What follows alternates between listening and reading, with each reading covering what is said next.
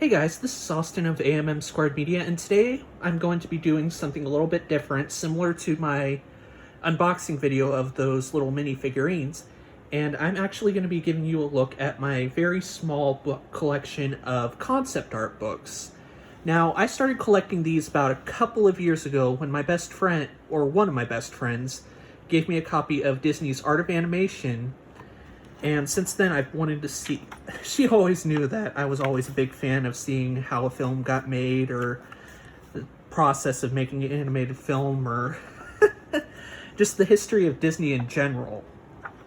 And this is really cool because it goes in depth on the filmmaking process, from every Disney film from Snow White and before, up to Beauty and the Beast.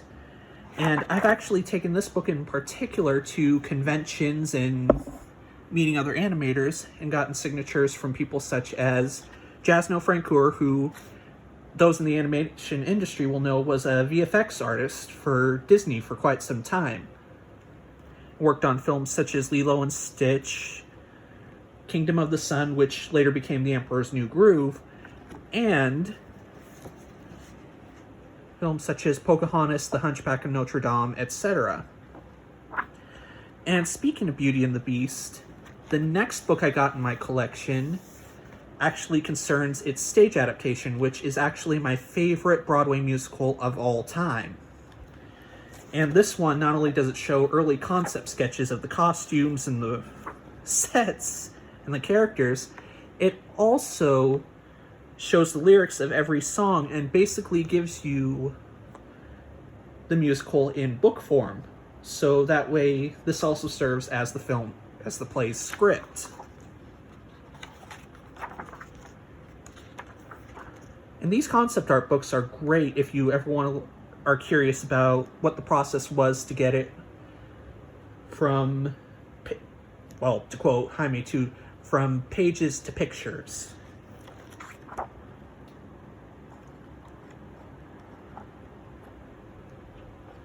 As you can see, it shows an early concept sketch and the character on stage of what it became. And what I find interesting about this is it also shows an abandoned concept for Lumiere, in which as the play progressed, the candle on top of his head would start melting and melt over his face. Something that I later reused in my little fan interpretation of If I Can't Love Her Reprise, which the link in the description will be below. And then for Christmas of 2019, I was not only gifted one, but two concept art books from my family. One is a visual history of Marvel, which goes up to, let's see,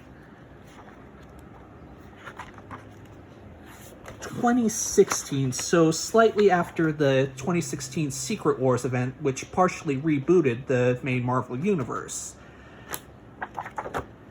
But what's also cool about this one is on the very first pages, it shows you the history of each Marvel character going chronologically. It shows when each character was introduced, like Spider-Man, Captain America, etc.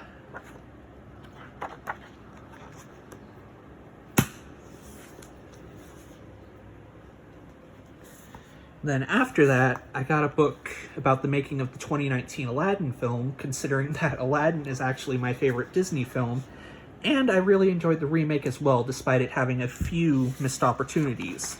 But once again, it goes in depth on the production of the film and how they came to some of the changes in the remake. Plus early concept sketches of a couple of the characters, and the environments as well, which are absolutely beautiful.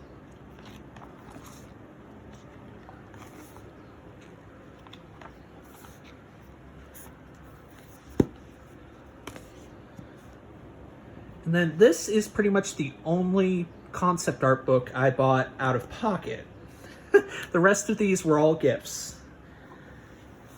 And that would be The Legend of Zelda Art and Artifacts, which again shows concept art from all the Zelda games up to, I believe, Breath of the Wild? Yeah, Breath of the Wild. Plus it also shows you all of the little item sprites and concept art. it's always interesting to see what a film or any form of media could have been in relation to the final product.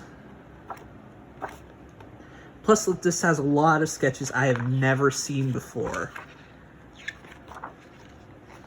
Such as these two right here. I've seen all these other concept sketches on the internet and through other Zelda walkthroughs. Oh, and this one as well. Looks like Link in a shop, which is pretty interesting. So with these concept art books, they give you a greater insight onto the production history.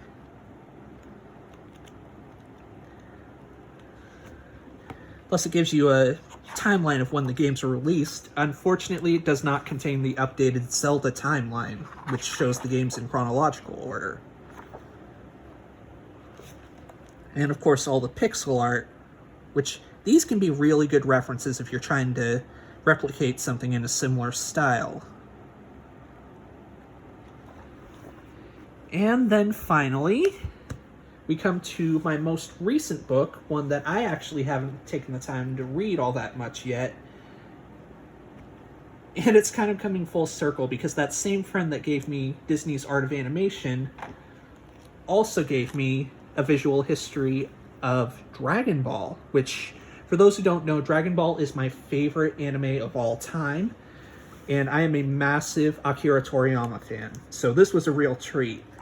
And it just shows you all the manga covers and chapter covers and concept sketches of Goku and his friends up until, I believe, I think 2013? Which is around the time when the Dragon Ball Z movie Battle of Gods was released.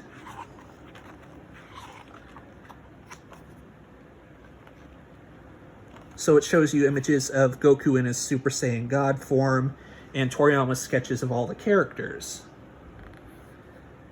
But what baffles me is they still chose Goten and Trunks to be little kids, which by this time in the film, chronologically, they should be teenagers. Then, of course, concept sketches of Beerus and Whis. Plus, it gives you all the Kanzenban covers and the covers of the Tankobon, or collected volumes, throughout the years, especially their re-releases. And I actually plan to take this to my local convention and get it signed by Colleen Clinkenbeard and Eric Vale, who, as you know, are the current voice actors for Kid Goku, Kid Gohan, and Adult Trunks, respectively, in Dragon Ball. So I can't wait to show this to them and get it signed. So now I have a question for you after the end of this crazy, sloppily done vlog. What are some concept art books you have? Feel free to let me know in the comments below, and if you can give pictures of your hauls, feel free to send them to me via Twitter or Instagram. I'd love to look at them. And I'd love to get this back in its case. Just a second.